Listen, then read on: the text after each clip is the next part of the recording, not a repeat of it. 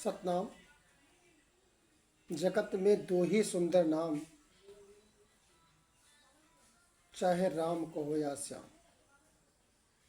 श्री राम और श्री कृष्ण एक ही हैं, लीला दोनों की पृथक पृथक है। एक दशरथ के महल में अवतरित हुए, दूसरे कंस के कारागार में। एक दिन के 12 बजे, दूसरे रात्रि के 12 बजे। श्री कृष्ण प्रकट हुए मथुरा के कारागार में, झूले गोकुल में, खेले वृंदावन में, बड़े हुए मथुरा में, राज किया द्वारिका में। श्री कृष्ण की लीला आरंभ पूतना से होता है और राम जी की लीला का आरंभ ताड़का वध से होता है। दो शरीर के मिलन से सुख नहीं होता, परंतु दो प्राण एक होते हैं, इसमें आनंद जैसा लगता है। नदी समुद्र में जाकर मिलती है, उस पीछे वह समुद्र से अलग रहती नहीं, उसका नाम रूप समुद्र में मिल जाता है। समुद्र में मिले पीछे समुद्र भी नदी को स्वयं के स्वरूप से अलग कर सकता है। जब तक नदी समुद्र में नहीं मिलती है तब तक वो अपने को अलग कर सकती है। श्री राम श्री कृष्ण का नाम है नटवर। नाटक में काम करने वाला नट स्वयं के असली स्वरूप को छिपाए रखता है और देखने वाले को दूसरा स्वरूप बताता रहता है। इसीलिए श्री कृष्ण को नटवर नागर कहा गया है कि नटवर नागर नंदा भजोरे मन गोविंदा, श्याम सुंदर मुख चंदा भजोरे मन गोविंदा। तू ही नटवर तू ही नागर, तू ही बाल मुकुंदा भजोरे मन नटवर नागर नंदा। सब देवन में कृष्ण बड़े हैं, ज्यों तारों में चंदा भजोरे मन गोविंदा। सब सखियन में राधा जी बड़ी हैं, जो नदियों में गंगा भजोरे मन गोविंदा। ध्रुव तारे प्रहलाद उबारे, नरसिंह रूप धरंता भजोरे मन गोविंदा। वृंदावन में रास रचायो, नाचत बाल मुकुंदा भजोरे मन गोविंदा। कलिदाह में नाग जो नाथो, कर कर नेत करंता भजोरे मन गोविंदा। मीरा के प्रभु गिरधर नागर, मीरा के प्रभु गिरधर नागर, काटो यम का फंदा भजोरे मन गोविंदा। ये पद मीराबाई ने गाया था। श्री कृष्ण के प्रति श्री कृष्ण को मीराबाई ने पति स्वरूप मान लिया था और पति रूप में ही देखती थी। उनको बहुत यातनाएं मिली, बहुत दुख झेलने पड़े, लेकिन फिर भी उन्होंने नहीं माना और अपनी स्वरूप में अपने निज पति रूप में मानती थी और उनको भगवान के स्वरूप में मान करके और पूजा करती थी।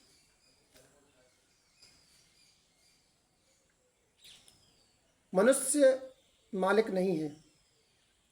हर मनुष्य को यह समझना चाहिए कि मनुष्य जो है इंसान, हर इंसान मालिक नहीं है। मनुष्य भगवान का मुनीम है, एक मैनेजर है। मैं कई बार सत्संगों में बताया भी है और आज फिर से बता रहे हैं कि मनुष्य स्वयं का मालिक नहीं है, जगत का मालिक नहीं है, किसी का मालिक नहीं है। वो प्रभु का मुनीम है। हर इंसान के घर में कुछ भी है वो सब कुछ परमात्मा का है। जो कुछ भी आपका है, जो कुछ दिख रहा है, वो सब परमात्मा का ही बनाई हुई तो वस्तु है।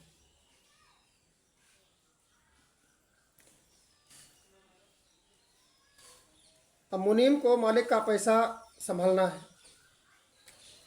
उसको विवेक से खर्च करना है कि किस तरह से हमने उसका उपयोग किया है, कैसे लाएं, कैसे खर्च करें। मुनीम को सारा हिसाब किताब उसका रखना है, सारा हिसाब किताब रखना पड़ता है। मनुष्य तो शरीर का भी मालिक नहीं है, धन का कैसे हो सकता है?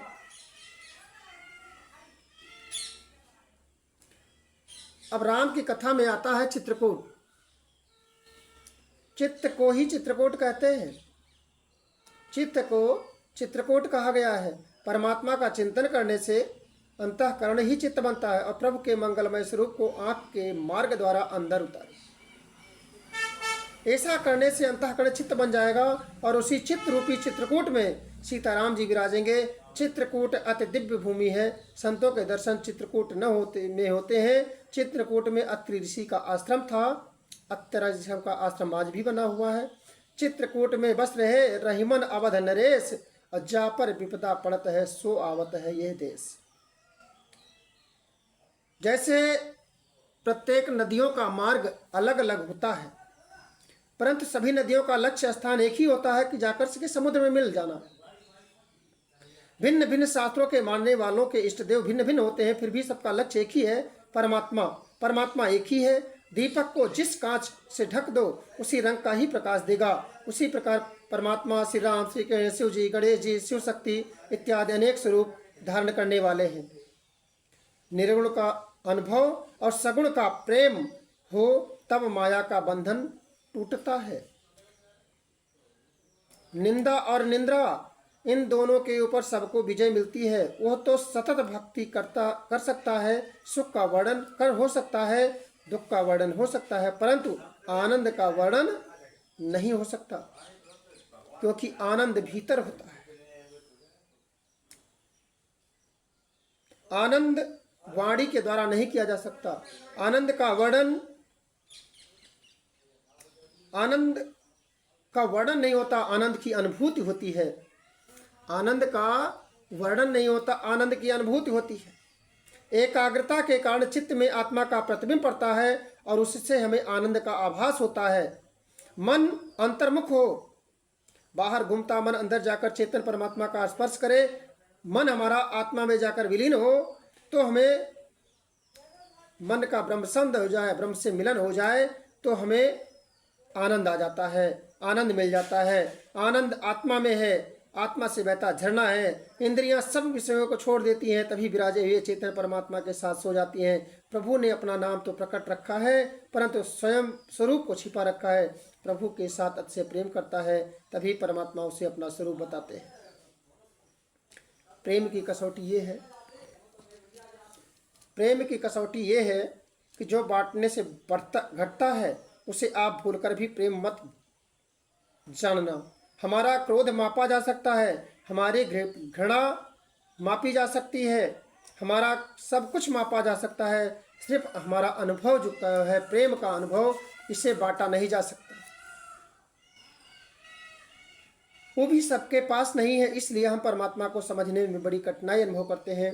भगवान श्री कृष्ण उद्धव जी को स्वयं की चरण पादुका दी, और उद्धव जी का प्रेम ऐसा है कि उस चरण पादुका में उनको श्री कृष्ण के दर्शन होते हैं। प्रेम में वो शक्ति है, प्रेम को जड़ को चेतन बनाता है। लौकिक दृष्टि से विचार करके देखा जाए तो पादुका जड़ है, परंतु श्री रामचंद्र की पादुका में भरत जी को श्री राम के दर्शन होते थे। जिस तरह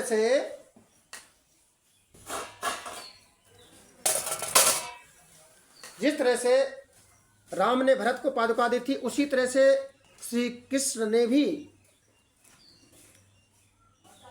उद्धव जी को पादुका दी थी। श्रीमद् भागवत के एकादश स्कंद में लिखा हुआ है।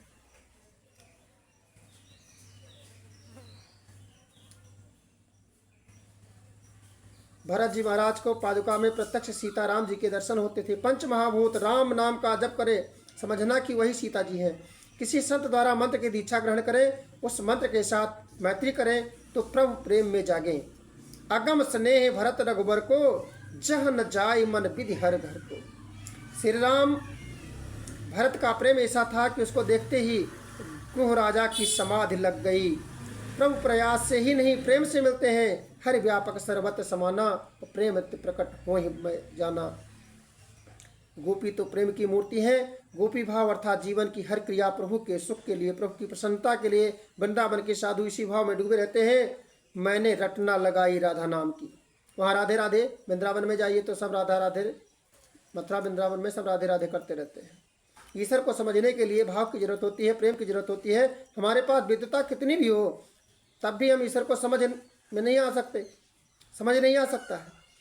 भाषा बेशक कितनी सुंदर क्यों न हो, पर उससे क्या भाव की जरूरत होती है कि सबसे ऊंची प्रेम सगाई, दुर्योधन की मेवा त्यागी साग विदुरगर खाई, झूठे बल सबरी के खाए, बहुविध प्रेम बताई। कुटुंब का पोषण करना है तो कौवे को भी आता है। अगर कुटुंब का पोषण करने के लिए मानव का जन्म होता तो कौवे को भी आता है, सभी जातियों को आता है। कुटुंब का पोषण करने के लिए जीवन नहीं है, परोपकार के लिए जीना ही जीवन है, बाकी मरण है। व्यवहार करना पाप नहीं है, व्यवहार में भगवान को भूल जाना पाप है। निरा सब अनगिनत संख्या, निरे आकार हो वो निराकार कितने प्रकार के बिहारी, गोविंद गोपाला सांवरिया, राधा के श्याम, मीरा के गिरधा, द्रौपदी के कर्ण, कुब्जा के नटवर, ग्वालों के नंदलाला, मैया कन्हैया, घनश्याम, बलदाऊ भैया, भक्तों के प्रतिपाला, भीषम बनवारी, अर्जुन मोहन, दुर्योधन, छलिया, कंस, कान्हा। पानी को कोई आकार नहीं है। घड़े में डालो तो घड़े का आकार होगा, कप में डालो तो कप का आकार होगा, परंतु पानी को 100 सेंटीग्रेड की डिग्री पर रख दोगे, ठंडा करते जाओगे तो हमारी नज़र के सामने आकर रूप धारण कर लेता है, बर्फ बन जाता है। संतों का प्रेम भी जब 100 से नीचे डिग्री पर चला जाता है तब वो निराकार को साकार बनना पड़ जाता है। मानव का बंधन वानर के बंधन जैसा ही है। सरकरी हंडी में चने के लिए हाथ में डाल देता है, सरकरी हंडी में चने को भिगो दीजिए और बंदर उसमें हाथ डाल के निकालेगा और हाथ फंस जाएगा और बंदर पकड़ा जाएगा। वासनाओं के अधीन होकर के स्वयं को बांध रखा है। बिना वन में वास किए वासना का विनाश नहीं होता, बिना वन में वास किए वासना का विनाश नहीं होता।